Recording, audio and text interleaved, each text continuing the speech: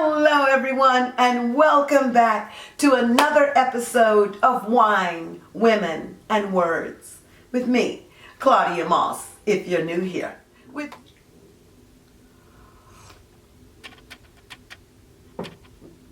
a nice blend of red wine. And this is a series on my channel that's ongoing. Wine, Women, and Words. The celebration of women and words. And a bit of wine, of course. And in this afternoon's series, I am going to be talking about the book, A Song for You by Robyn Crawford. It tells the narrative of her life with Whitney Houston on Whitney's meteoric rise from just a schoolgirl in East Orange, New Jersey, to a renowned, marvelous, unforgettable global superstar. And Robyn Crawford was right there beside her every step of the way. She met Whitney when Whitney was a teenager in the East Orange Community Center, and they were working with children, and somehow she was drawn to Whitney. With a beam of light, it almost seemed as if it was something that was supposed to be, and it was. And she asked Whitney when she walked over to her, "And who are you? What is your name?" Whitney said, "I am Whitney Elizabeth Houston." And Robyn found that odd that she had said her whole name. But I think that Whitney Elizabeth Houston knew that she was that whole name across the stage of the world, even then, because it was obvious that she knew the path that she was going to walk in this life. She knew it, Robyn knew it. And Robyn chose to be with her as she set sail on the mission to sing her way into our hearts across the world. I love the intimate, conversational way that Robyn Crawford relays that story to us. It's like we are there listening to a very private conversation, even eavesdropping on a performance that is romantic and sensual, as Whitney first sings A Song for You, expressly for Robyn Crawford. Whitney was the one who moved to be intimately sexual. Whitney was the one who moved to be romantic with Robyn Crawford when they were young and attracted to one another like magnetized comets. Whitney was the one who decided where they were going to meet, organized the night they were going to make love, and it happened. Robyn was just elated to have her friendship, because when she first heard her sing in church, she knew she was in the presence of greatness. And Whitney was the one who moved to stop their intimate, sensual relationship, because Whitney realized that lesbian love could not go where she was slated to go in this journey that was her life, or in the journey that was her life. She knew that would be totally unacceptable, and she knew perhaps that she wanted heterosexual love and children on her path, and Robyn would not be able to give that to her. Whitney also knew that drugs, along with Robyn, could not go with them into their meteoric climb. But sad as it was, drugs went with them. And Robyn was strong enough and was able to ask for help and seek professional help from Narcotics Anonymous to hurdle her issue with drugs, because she and Whitney started exploring drugs together. But Whitney was not that fortunate. Whitney was surrounded by people engaged in drugs. And when she tried to walk away, she couldn't. And as we all know, she never overcame her addiction to drugs. But Robyn, a true friend, tried to help her every step of the way and remind her to walk away from it as she continued to soar. But Robyn was so dedicated to Whitney Houston that she put Whitney first for almost 22 years. Put her first to the point where Robyn's mother, her beloved mother, long-suffering and beautiful, reminded Robyn, you must put yourself first. When are you going to focus on you? But Robyn was so consumed with focusing on Whitney to the point that not only was she focusing on a lifelong friendship that the two women shared, a friendship that could not be denied, irrefutable, but she was focusing on Whitney professionally, standing there with her, making sure she had everything she was supposed to have, everything lined up, anything that someone else could do to support you professionally as an artist, as a performing artist. Robyn did that for Whitney. Whitney could rely on Robyn through thick and thin. Whitney could rely on Robyn even when Whitney shirked the love that she knew Robyn had for her. Robyn was able to rise above that, whereas so many people would have walked away from Whitney, hurt, dragging their hearts behind them. Robyn chose to be the bigger woman, and she stood beside her friend and said, I'd rather have her friendship. If that's all I can have, I will have her friendship and I will support her. And I made this decision to go with her when we met as young adults. 22 years of professional and personal relationship that helped to catapult Whitney where she was supposed to be on the world stage. Yes, her talent took her there and took that mic and showed the world who she was. But also, there is a support system that helps us to stay on that stage. And that's what Robyn Crawford was for Whitney. Even as she saw her chase men who weren't thrilled about being chased. Even as she walked down the aisle with a man that everyone else could see was not the man that she probably wouldn't do well beside. But Whitney couldn't see that. And she went right on and married Bobby Brown. And the blows and the drugs and the harsh words thrived and grew and consumed them both. Yes, they produced a beautiful Christina, but Christina was always wanting her mother, who had to be summoned to other places and stages and situations. And poor Christina was there struggling to love and be loved. Robyn tried to be there for Christina, but she could only do so much. There was only so much time. And after years of watching Whitney abuse drugs, and after years of watching Whitney soar and being happy for her and being right there for her, it was just too much after a while for her to watch the self-esteem crushing marriage with Bobby Brown. And eventually, Robyn Crawford walked away.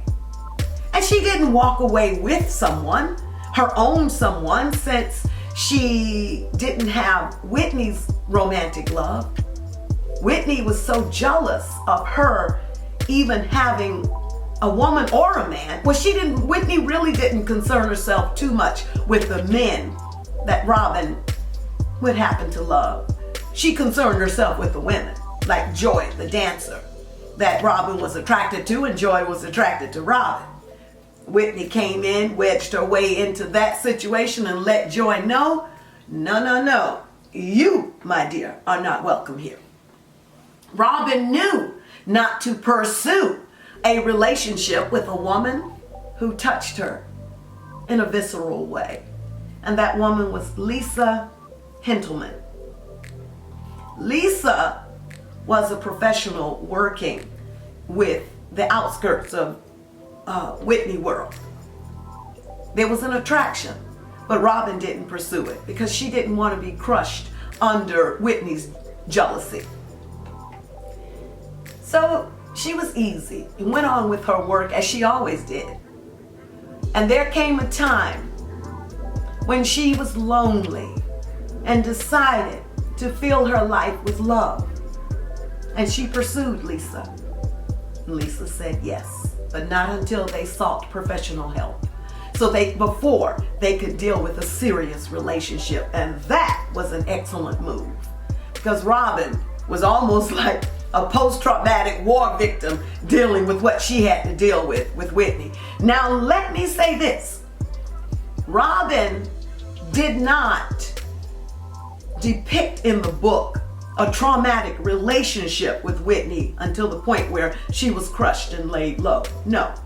Throughout the narrative, I could feel the love that Robyn had for Whitney Houston. She loved her sacred, sisterly, dear, supporting her through everything. But I also knew that Whitney stood in her way romantically from making connections with others. And at the end, she stood in her way when Robyn was offered a position with Arista Records. And an executive told Robyn later on, much later on, that Whitney was the one who said, no, don't hire her. That's when Robyn had decided to walk away from the Whitney world fiascos going on with Bobby Brown and all of that scene. But Robyn still remained loving in her words regarding Whitney in the narrative. And for that, I admire Robyn Crawford. I admire Robyn Crawford for loving Whitney through it all, no matter what.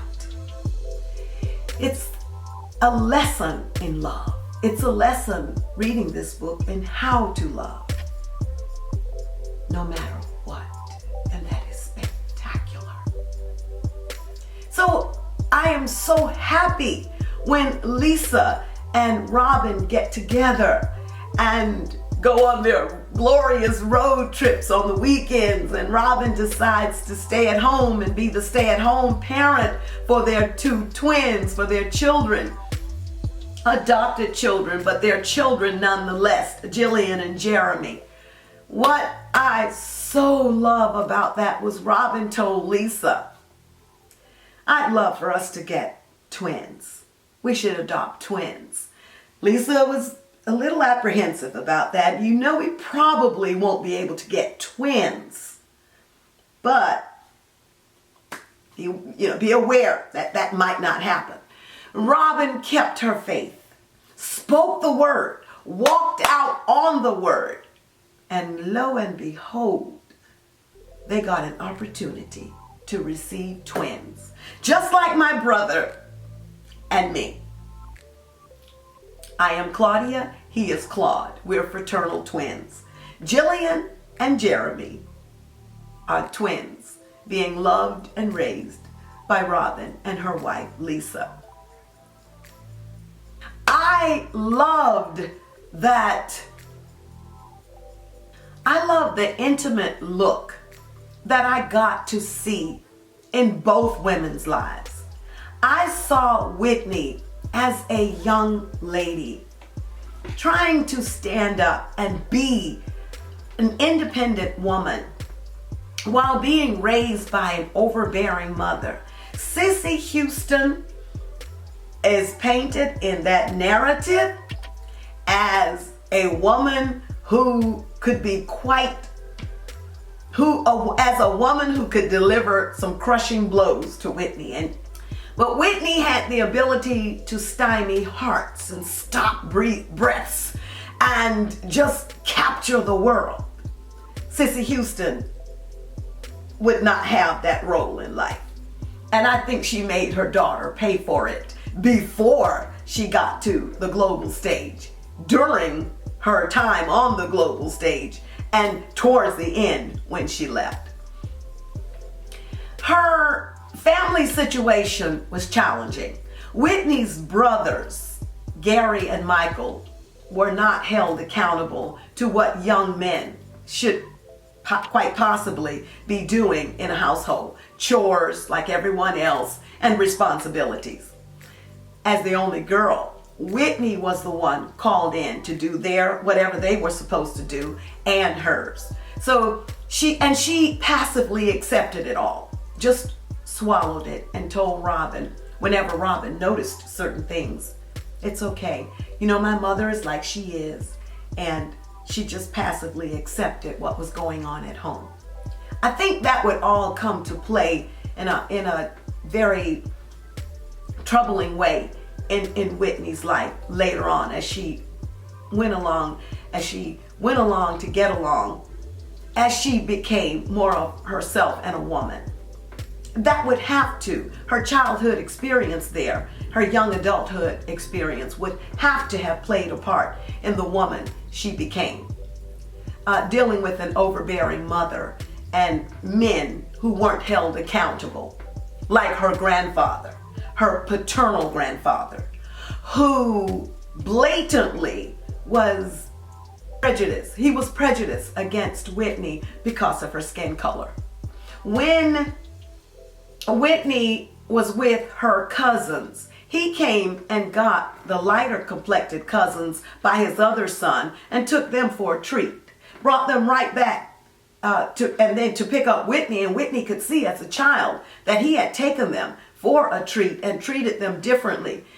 All of that had such a hard place in her heart that it was such a troubling place in her heart to experience that. Of course, as an adult, that would trouble me, let alone a child. Of course, that's hard. So I think that and other things helped to play a part in how Whitney dealt with adults later on. Like with women, with Robyn and other women, she was fierce and she could tell them exactly what was on her mind. But with men, and men she was attracted to, she was melted butter. Eddie Murphy toyed with her like a cat toys with a mouse or yarn, until he eventually moved on. But Whitney wanted him. Yet and still, when Bobby Brown came on the scene in, I believe, 1989, and she met him, I think, at a Soul Train Music Awards show, Eddie Murphy called her very close to her wedding, if not on the wedding day, and said, "Don't marry him. That would be a mistake. Don't marry him." But Robyn says she was angry.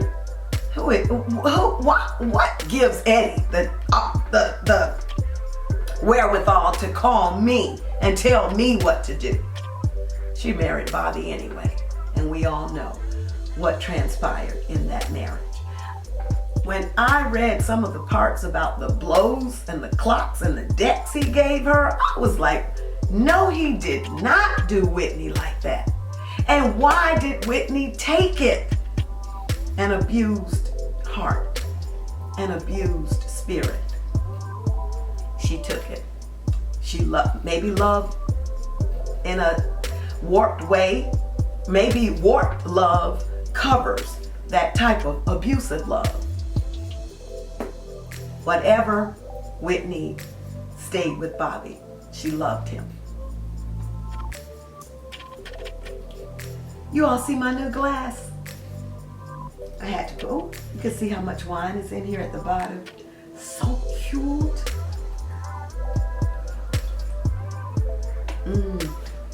Not a lot of wine, I don't think. I mean, I think I've had more in other episodes, but who's counting or qualifying? I only drink wine when I'm doing my episodes. So I try, well, not only. Sometimes I do have black, but I love plum wine. That's my wine of choice, plum wine. And I will get some and share my own words from some of my own books right here. Let's get back to Whitney. I love the fact that Whitney knew who she was early on, like so many other people who would rise to capture the world.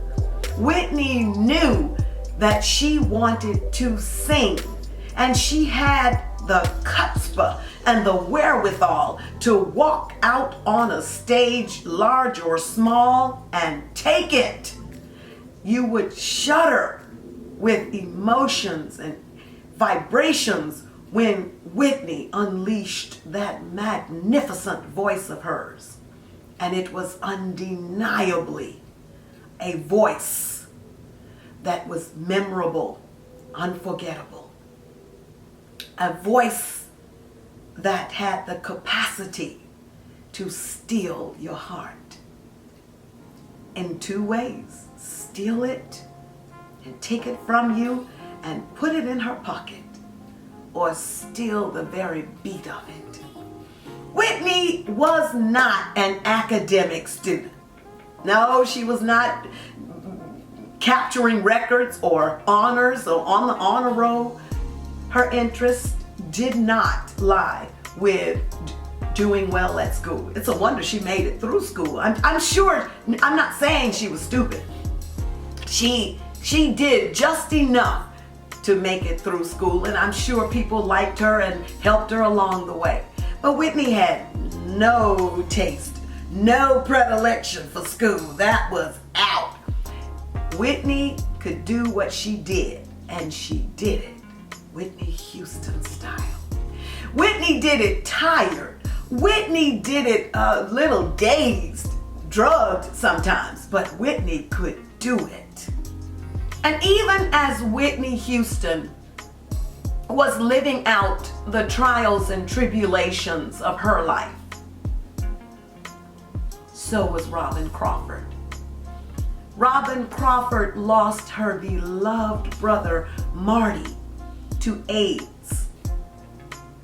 Robyn Crawford saw her mother humiliated, defamed, and abused physically and mentally at the hands of her father. Yes, Robyn's biological father. Handsome, but abusive. But he treated Robyn well. Not so possibly with Marty, but he treated Robyn well. And I'm not sure how well he treated Bina, B-I-N-A, Bina, her little sister. But Robyn's mother, her beloved mother, passed with full-blown AIDS. She lived longer than Marty with it because she chose a different path to deal with it. She dealt with the natural juices. She dealt with other remedies that did not deal with the debilitating drugs that she said turned your fingernails black. But eventually, she did succumb to full-blown AIDS. And Robyn had to deal with her sister Bina, her beloved little sister, suffering with a debilitating mental illness that was prevalent in the family, that was a part of the family's tapestry, medical or health tapestry. So much so that Robyn had Bina to move in with her and leave her husband. And then eventually another family member started taking care of Bina, when Robyn Crawford went on to, of course, live her life. This other relative said, "I'll take Bina. She's so loving, and I've always enjoyed her. She's welcome in my home." Just a beautiful, beautiful story. And I am so glad that Robyn Crawford chose to pen this narrative. It was worthy. I never saw on any page that Robyn was doing it for monetary gain. I never felt that she was doing it for notoriety. No, I felt that Robyn wrote this story out of genuine, persistent, undying love for another human being. She wrote it to tell her story about her life beside Whitney Houston. And it's a story that deserves to be told. It's a story that deserves to be read. There are many lessons in Robyn's story to buoy you up, whoever you are, above the tides and the storms in your life. Robyn Crawford is a strong, resilient, intelligent, loving woman. I love that she loved men and women. I loved that she chose Lisa without even knowing really that Lisa would say yes. I love that she knew that she was supposed to reach out to Lisa to see if they could share a life together. I love the love they shared as they raised Jillian and Jeremy, as they're raising them now. It's just plain redolent with the beauty of life and living. And that comes with betrayal sometimes. It comes with race hardships. It comes with not knowing your next job sometimes, what it's going to be. It comes with mental illness, but it also comes with the bliss of just loving someone genuinely, purely, not asking for anything in return other than you making the decision to experience life with another soul.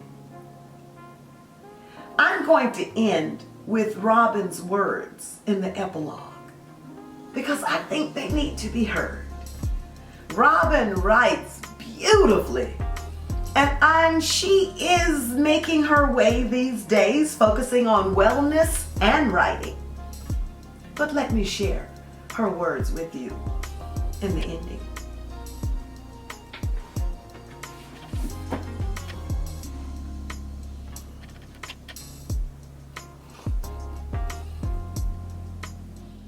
Robyn says in the epilogue, "I cannot put into words just how grateful I am to Lisa, Jeremy, and Jillian for allowing me to detach myself from the present in order to relive the past and share my story."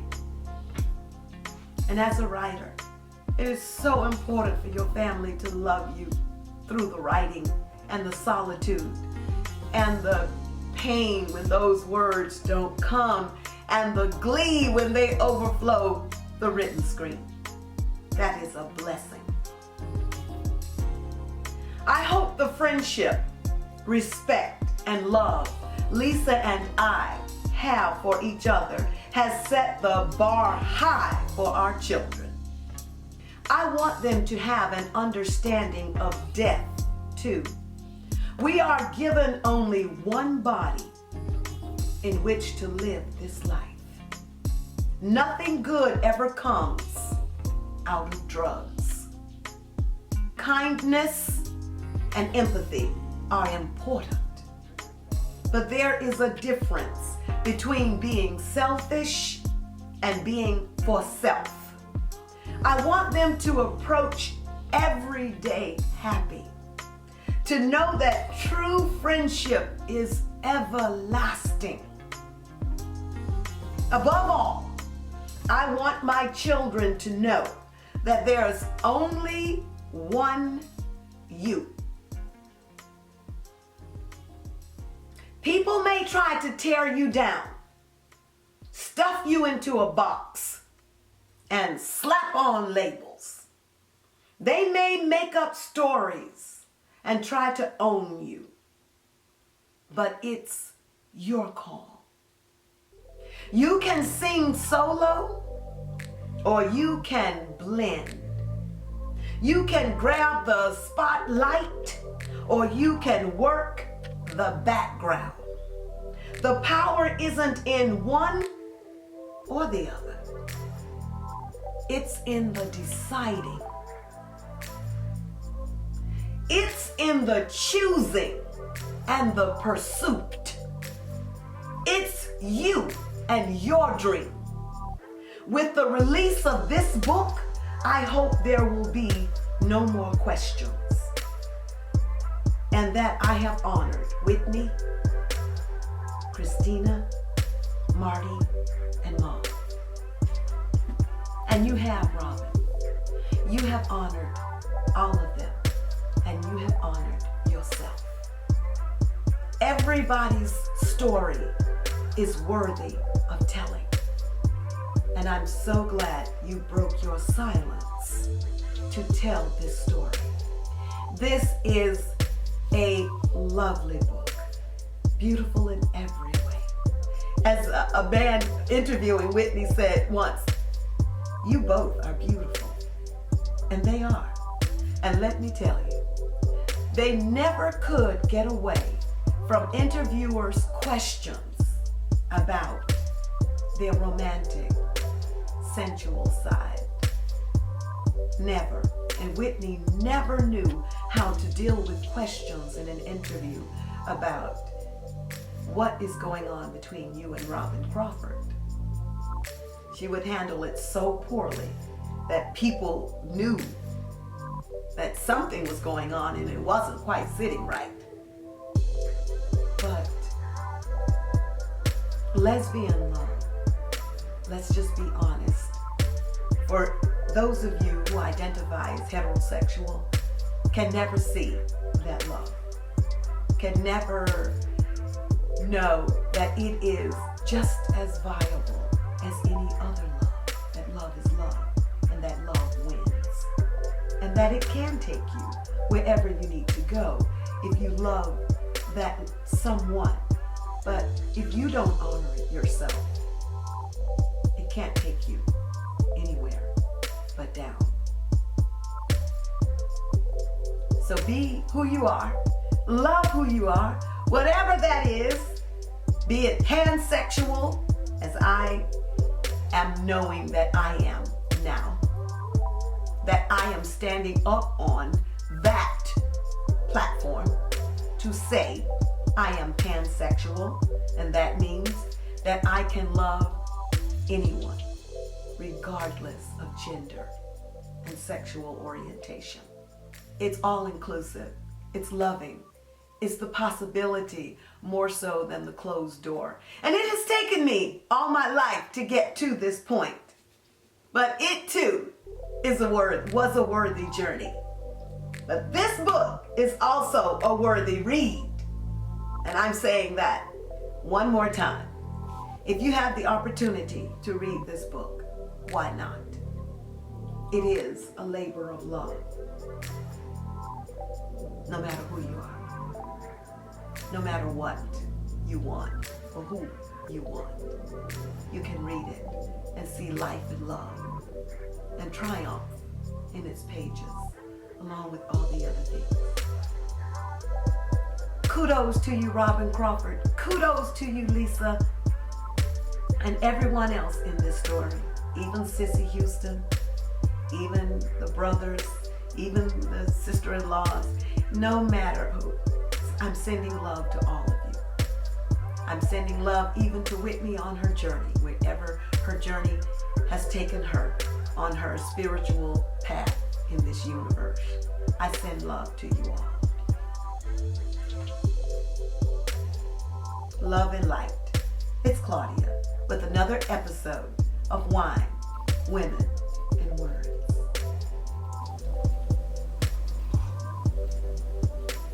Don't forget, wear your mask, wash your hands, and stay happy.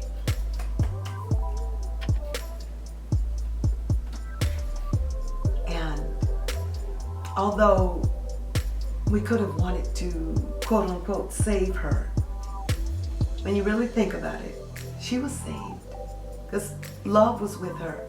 Spirit was with her, even as she left. Even as Bobby Christina left, Spirit was with them both. And Spirit is with us at all times and points in our lives. There is no time when Spirit is not with us. So I wish her well on her journey. Love you, Whitney. And love you. You were amazing. And Robyn, you are extraordinary. So while you're here, you might as well go and check out another video. And if you don't like reading, you can see one of my hair videos, or my makeup videos, or my story time videos. I'm sure there's something here to tweak your interest, spark your interest. Just go on and join the family. I won't look. But I hope you will, because I'd love to have you. We are going to grow this channel together. Yes, we are. And while you're here, you may as well know that I have a vlog channel, and it's Claudia's Universe, one word, vlogs. And over there, you see other parts of me at home, out and about in the pandemic streets, doing my thing. And I'd love to have you there as well. So take care and get to watching. Love you. Bye. A song for you I'd sing if I could. Besitos a todo el mundo.